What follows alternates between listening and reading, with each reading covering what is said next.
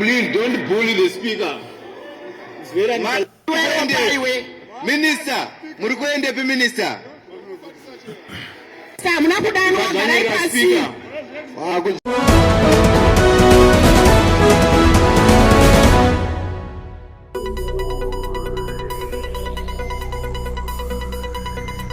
Ndizvo zvimwe chete zvataiona mhuri yeZimbabwe kubva pakaitika mapublic consultations kuti vaipikisa bill number 3 iri vairambidzwa, vainyemwa kupiwa mukana wekupa muono wavo.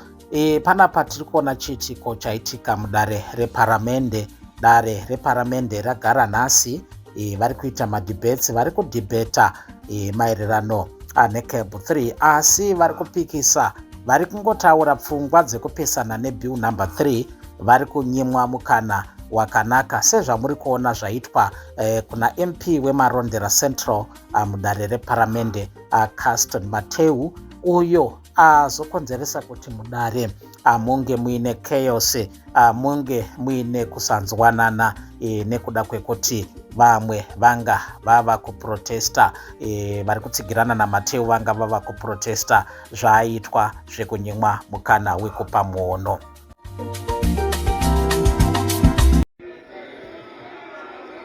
Please don't bully the speaker.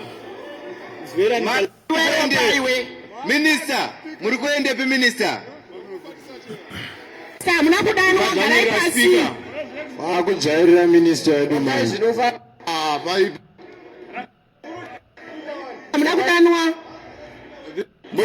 Chakaora chini. Kuri mukadhe. Gladys.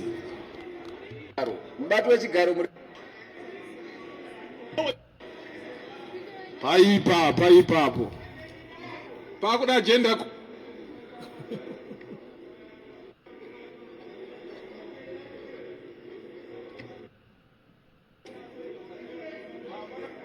But daidai mapurisa. Kuka. Kuka. Audi jaira.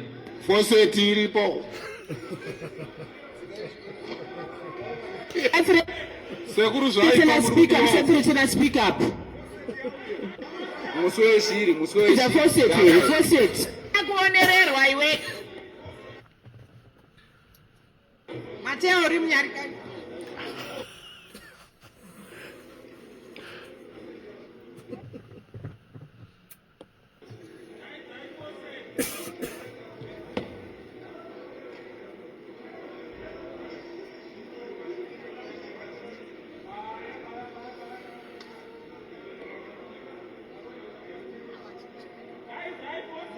Thank you, Madam Speaker, ma'am. Let me continue my Mukana gara pasi we Matewu wewe.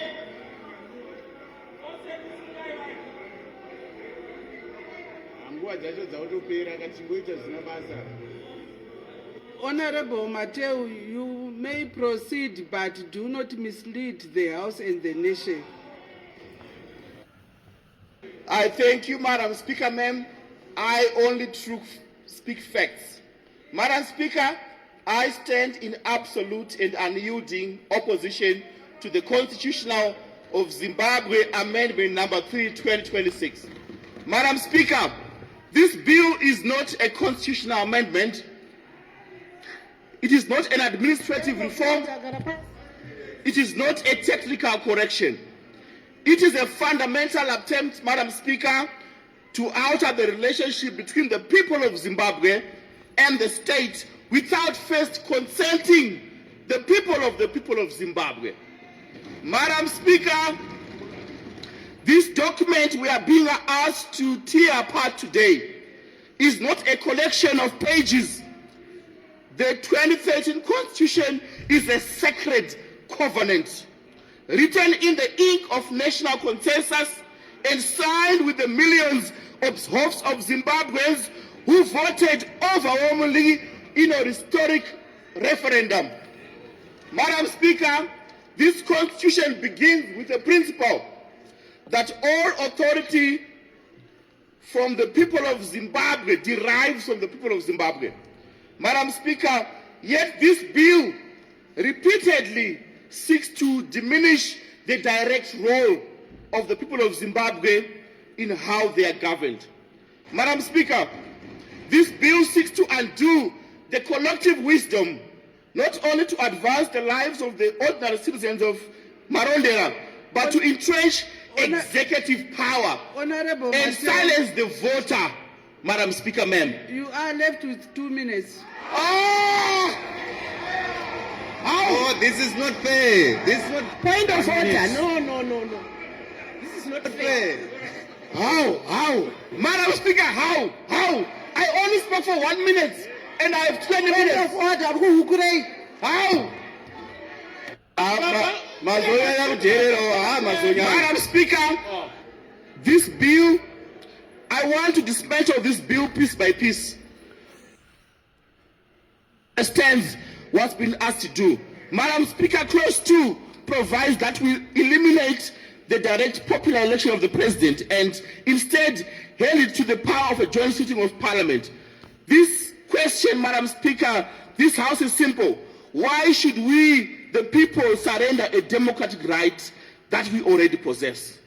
Why should we, the Zimbabwean voter, lose the right to directly elect a president of their choice of this republic? What national crisis exists that we require such a drastic reduction in democratic participation? Let us call what it is, Madam Speaker, ma'am. This is a direct assault on the sovereignty of the Zimbabwean citizenry. For decades, Madam Speaker, the people of Marondera Central have stood in long queues and lines under the scorching heat to exercise their most fundamental right, the right to choose the leader of their country. This bill seeks to snatch that ballot away from their hands and lock it inside this august chamber, reducing the president to an item of parliamentary patronage. Point of Your order. time is up. The exec- Your time is up, Honorable Matewu. Point of order. I have spoken.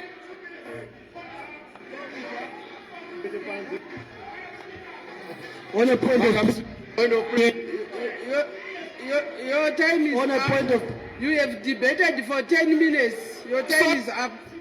Point of order.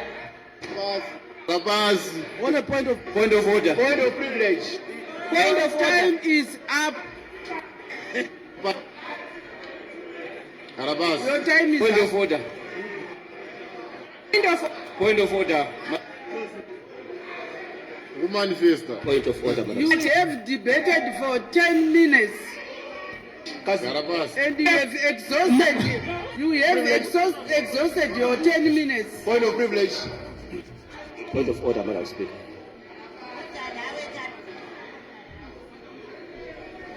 Madam Speaker, they are rude. You have debated for 10 minutes. 10 minutes. Dzako dzakwana mani iwe. Musatambise nguwa. Order. Point of privilege. Koinga ndadzigara pasi wano ndikagara iye garawo. Point of You have debated for 10 minutes. And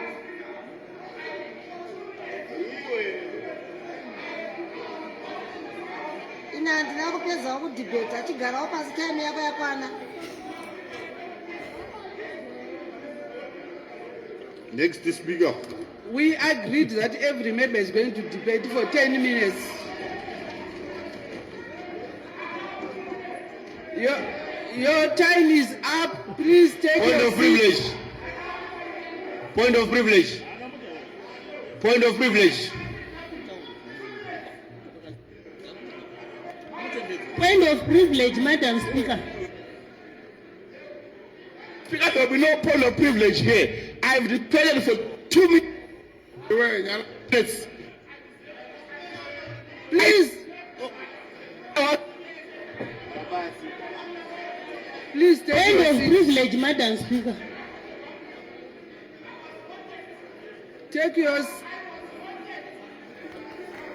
Take your seat, or else I will ask you to go out. Speaker, that's not fair.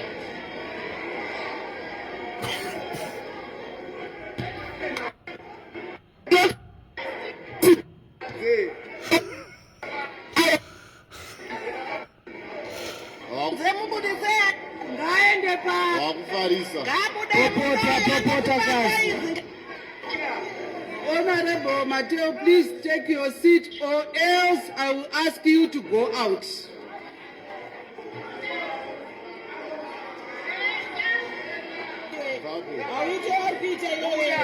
Point of privilege. Point of privilege, Madam Speaker.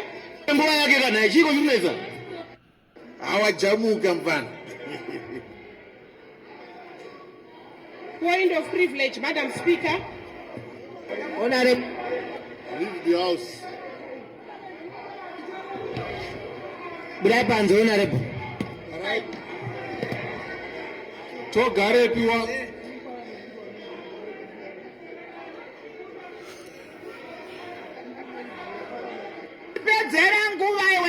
Mupe ataure.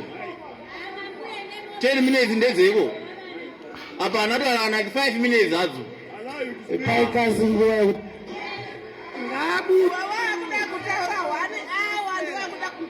Penga sabe.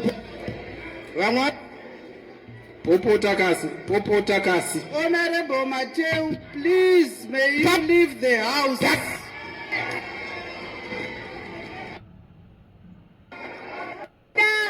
Point of privilege. Point of privilege. Death of democracy. Death of democracy. Point of privilege.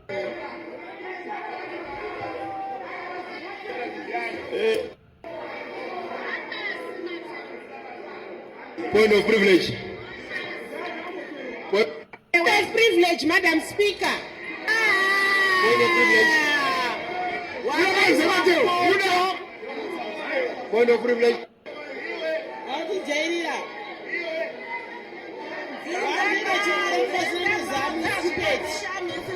Point of privilege. Point of privilege. Point of privilege, Madam Speaker. Point of privilege.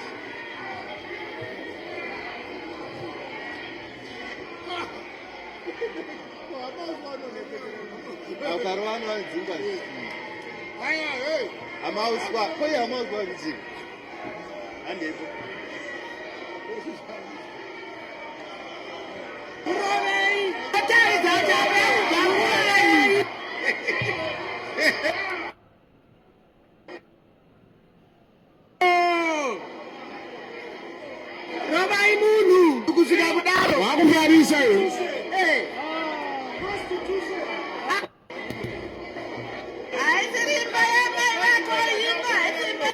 Point of privilege.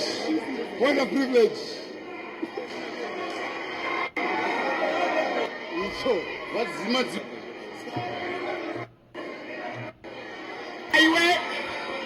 Siya taure, siya dipute.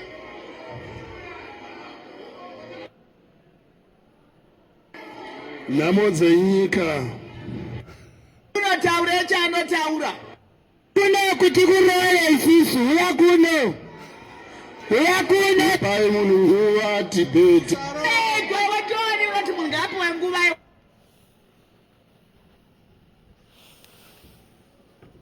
Unoda kutaura zuva. Point of privilege. Get out! Point of privilege. Out! Point of order. Kuiwa nemangoromera kumusha. Point of privilege. Point of privilege.